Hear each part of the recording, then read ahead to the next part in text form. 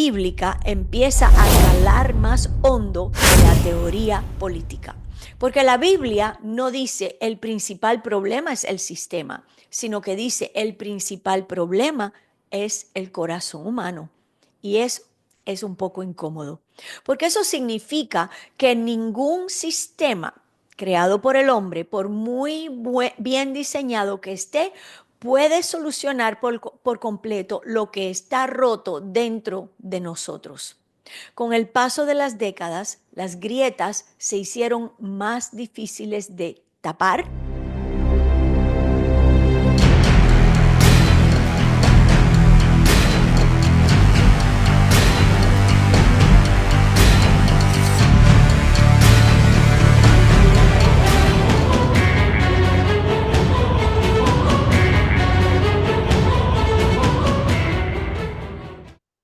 Bienvenidos a Enfoque con Marcia Castillo. Estoy muy feliz de que están aquí hoy conmigo, como siempre, los lunes temprano en la mañana.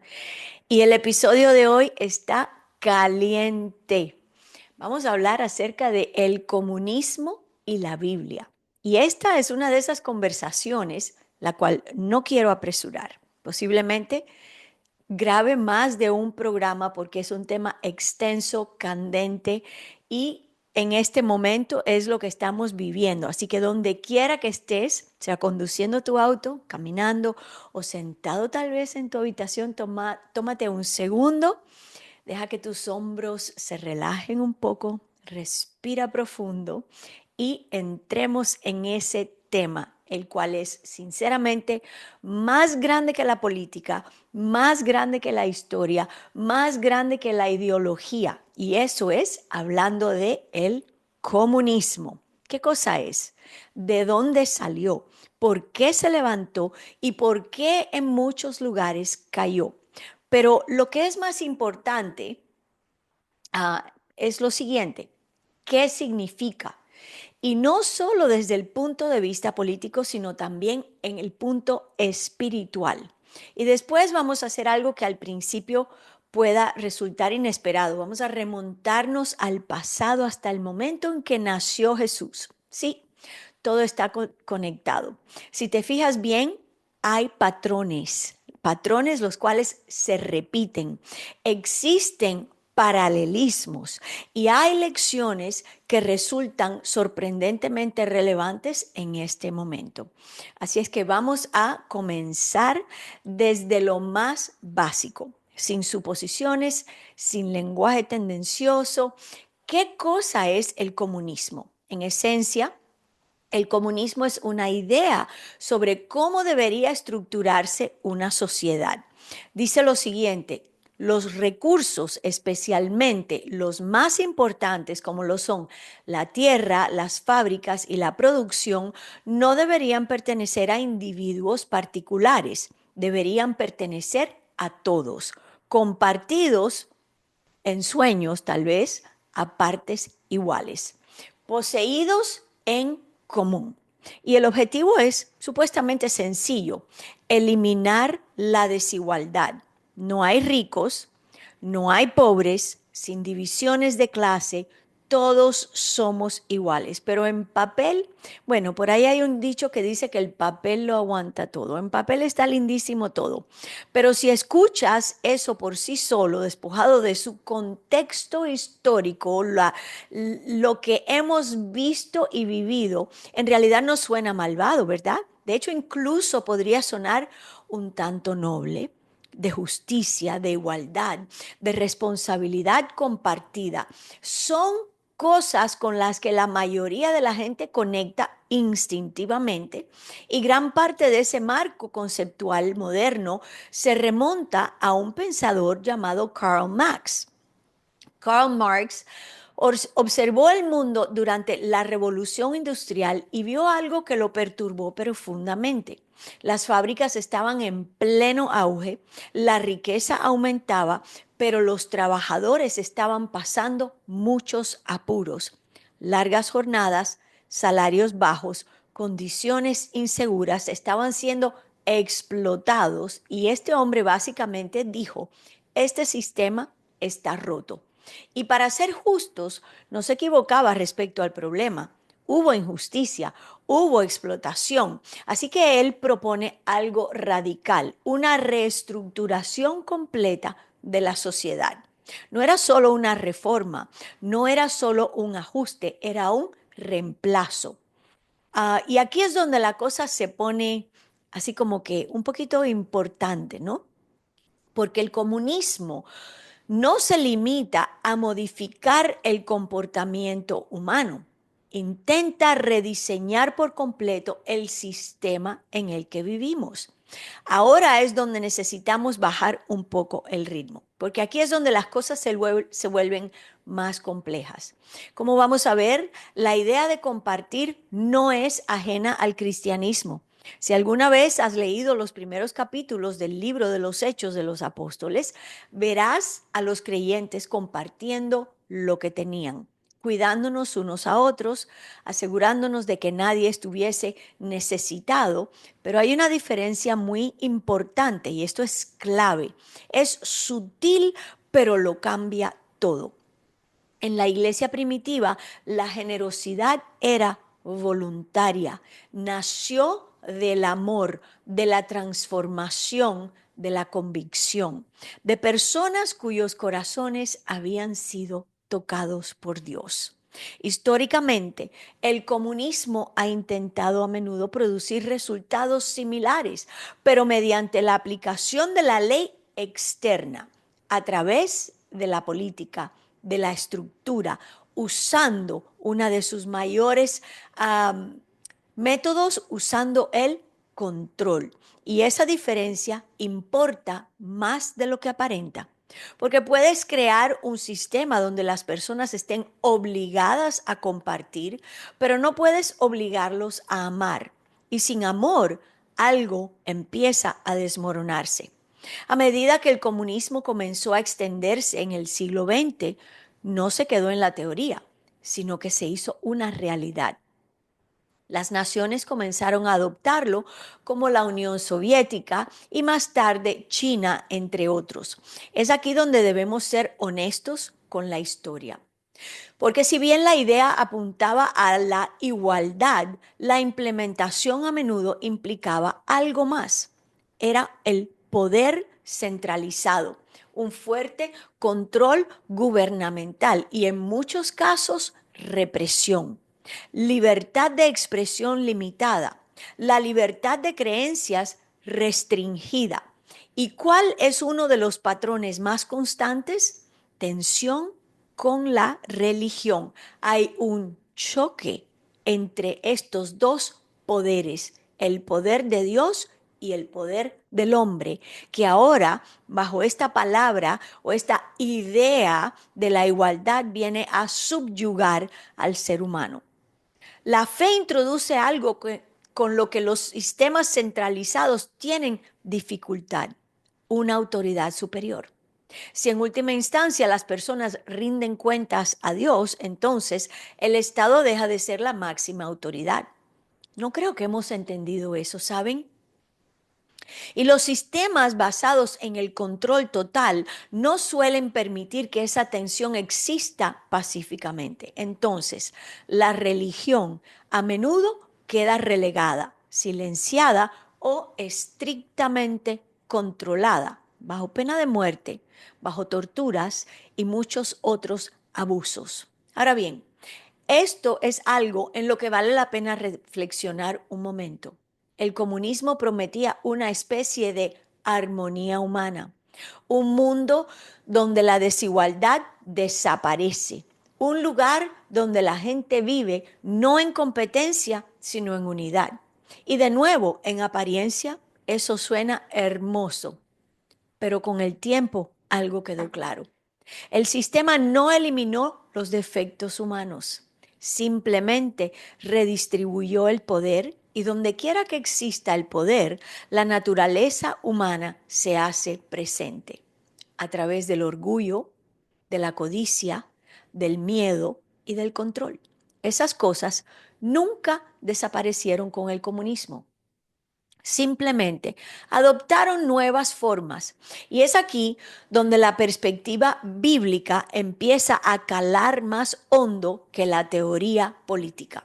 Porque la Biblia no dice el principal problema es el sistema, sino que dice el principal problema es el corazón humano. Y es un poco incómodo, porque eso significa que ningún sistema creado por el hombre, por muy bien diseñado que esté, puede solucionar por completo lo que está roto dentro de nosotros. Con el paso de las décadas, las grietas se hicieron más difíciles de tapar o de ignorar. Con este sistema vienen dificultades económicas, viene escasez, y eso lo estamos viendo palpablemente, mucho más ahora que el Internet ha penetrado en todos los lugares que antes había estado vedado. Y ahora vemos cómo es un caos económico en estas naciones, hay escasez, hay innovación limitada, personas que anhelan una libertad mayor que la que el sistema les permite. Y llegaron momentos que lo cambiaron todo. Uno de los acontecimientos más impactantes fue la caída del muro de Berlín. Si alguna vez han visto las imágenes de ese momento, gente escalando ese muro, desmontándolo, celebrando, llorando, no se trataba solo del concreto, se trataba del fin de la separación. El control disminuye y regresa la esperanza. Para muchos simbolizaba algo aún mayor, que incluso los sistemas más rígidos no duran para siempre. Hagamos una pausa aquí, porque aquí es donde pasamos de la historia al significado. ¿Qué nos enseñan el auge y la caída del comunismo? Desde una perspectiva cristiana, apunta a algo fundamental. Ningún sistema humano puede soportar el peso de la esperanza. No es comunismo, no es capitalismo, no es democracia, ninguno de ellos, porque todos intentan, en cierto modo, resolver problemas externos, mientras que el problema de fondo sigue siendo interno. ¿Están de acuerdo conmigo en esto?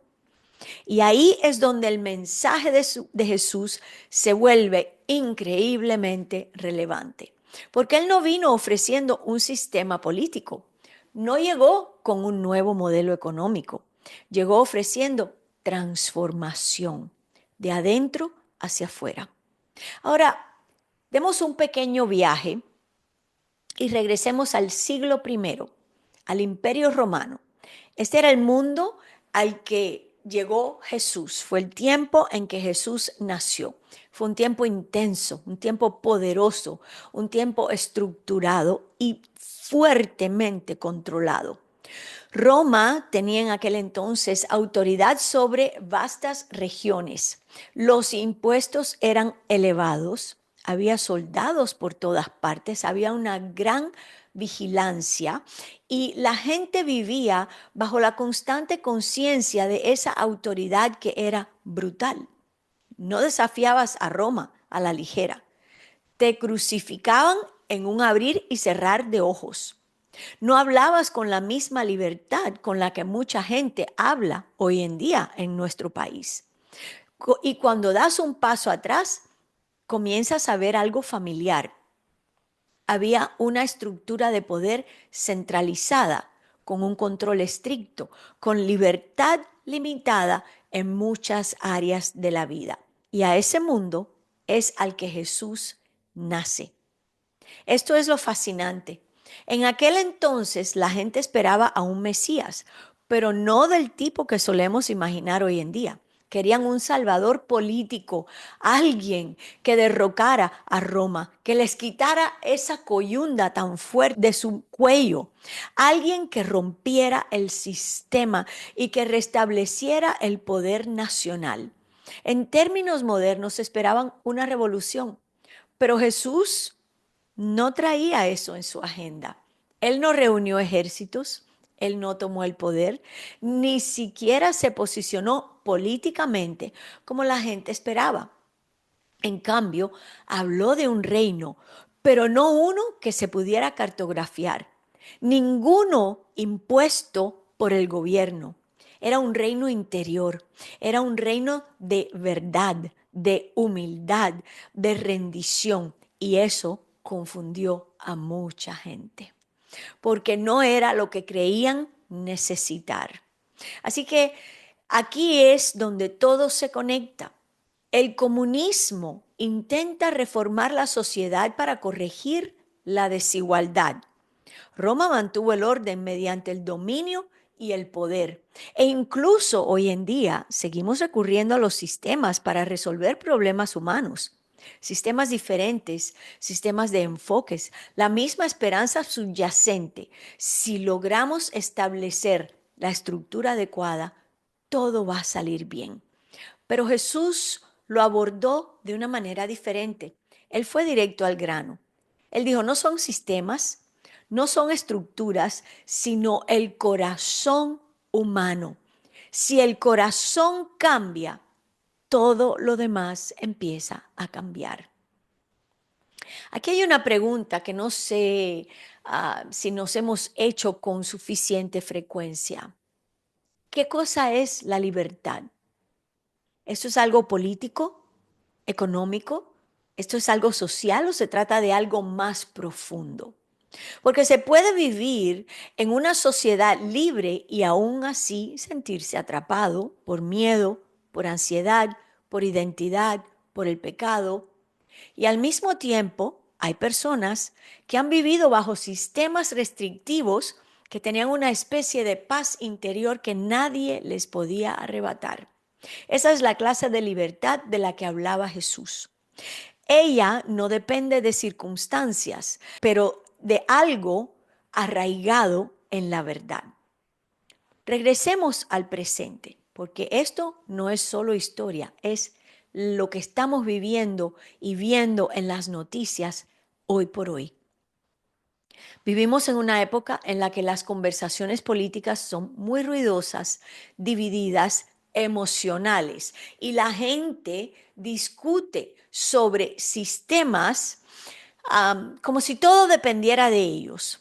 Esta es la respuesta. No, esto es lo que deben hacer. Esto funcionó en tal lugar y en tal nación. Y mi abuela me contaba que en nuestro país era todo de esta manera y había igualdad. Entonces es fácil dejarnos arrastrar por las ideologías pasadas o tal vez, inclusive me atrevo a decir, anticuadas. Sentir que todo depende de tener el sistema adecuado en funcionamiento. Pero cuando alejas la imagen, la historia es un testigo que cuenta algo diferente. ¿Qué cuentan? Todos los sistemas se levantan, todos los sistemas tienen dificultades, todo sistema acaba cambiando o colapsando. Y sin embargo, el mensaje de Jesús permanece sin alterar. Entonces, tal vez la pregunta no sea ¿qué sistema nos salvará? Tal vez sea ¿cómo podemos vivir con fidelidad sin importar el sistema? ¿Cómo lo hacemos? Amando a la gente, manteniendo firme la verdad en nuestro corazón, resistiendo el temor, caminando con humildad, porque esas cosas no dependen de la política, no dependen de un gobierno, dependen de algo más profundo.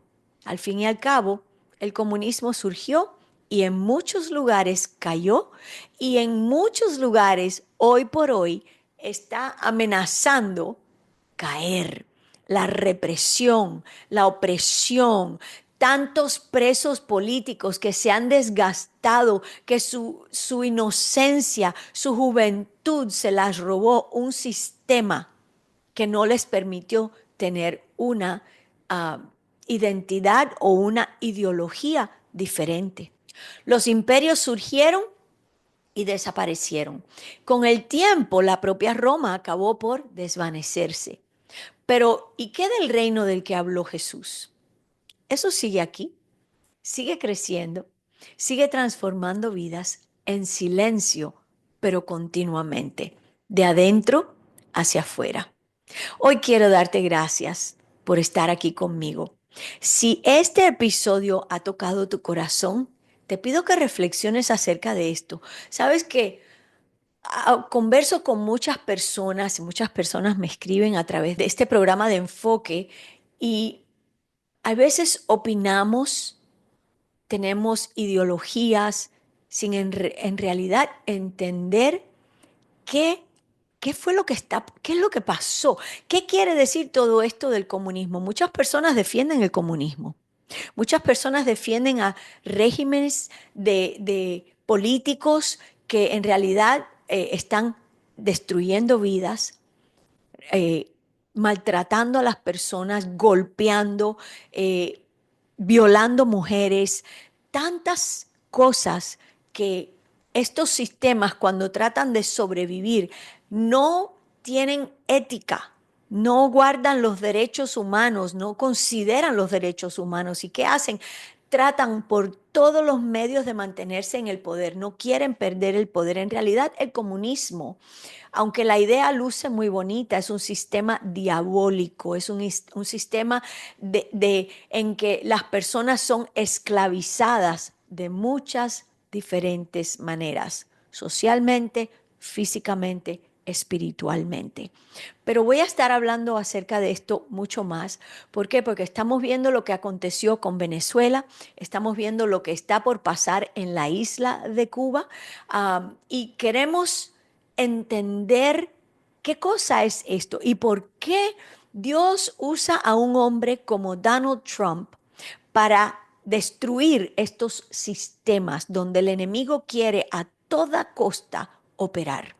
Así es que quiero invitarlos a que compartan. Si sienten en su corazón sembrar una semilla, puedes hacerlo. Aquí está el enlace para ayudar a Enfoque a mantener esta plataforma viva, la cual alcanza a muchas personas. Me escribe gente de todas partes del mundo. Así es que gracias por tu apoyo, gracias por orar por esta plataforma, por orar por mi vida también, que pueda continuar trayendo esta información que es tan necesaria para poder eficazmente orar en este tiempo. Así es que Dios te bendiga.